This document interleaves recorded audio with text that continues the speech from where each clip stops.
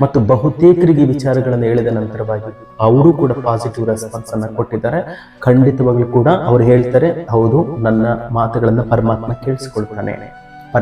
ಕೇಳಿಸ್ಕೊಳ್ತಾನೆ ಅಂತ ಹೇಳಿ.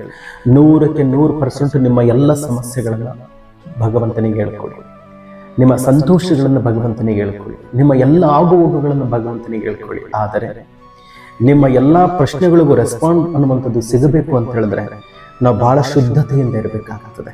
ಅದು ಒಂದು ನೀವು ಬಹಳ ಶುದ್ಧತೆಯಿಂದ ಇರಬೇಕಾಗ್ತದೆ. ನಿಮ್ಮ ಯಾವುದೋ ಒಂದು ಮಗು ಕೊಚ್ಚೆಯಲ್ಲಿ ಬಿದ್ದು ಬಂದುಬಿಟ್ಟು ನಿಮಗೆ ನನಗೆ ಮೈಸೂರು ಪಾಕ್ ಕೊಡಿಸು, ಚಕ್ಲಿ ಕೊಡಿಸು, ಕೋಡ್ಬಳೆ ಕೊಡಿಸು ಅಂತ ಹೇಳಿದ್ರೆ ನೀವು ರೆಸ್ಪಾಂಡ್ ಮಾಡ್ತೀರ. ಮೊದಲು ಕ್ಲೀನ್ ಮಾಡ್ಕೊಂಡು ಬಾ ಅಂತ ಹೇಳ್ತೀವಿ ಅಲ್ವೇ? ಹಾಗೆ ಮನಸ್ಸಿನ ತುಂಬ ನಾವು ಇನ್ನೊಬ್ಬರ ಮೇಲೆ ದ್ವೇಷವನ್ನು ತುಂಬಿಕೊಂಡು, ಈರ್ಷೆಯನ್ನು ತುಂಬಿಕೊಂಡು, ಅಸೂಯೆಯನ್ನು ತುಂಬಿಕೊಂಡು ಒಬ್ಬರು ಬೆಳೀತಾ ಇದ್ದಾರೆ ಅಂತ ಹೇಳಿದ್ರೆ ಅದನ್ನ ಸಹನೆ ಕೂಡ ಮಾಡ್ಲಿಕ್ಕೆ ನನಗೆ ಆಗ್ತಾ ಇಲ್ಲ, ನನಗೂ ಕೂಡ ಒಂದು ಸಂತೋಷ ಅನ್ನುವಂಥದ್ದು ಆಗ್ತಾ ಇಲ್ಲ.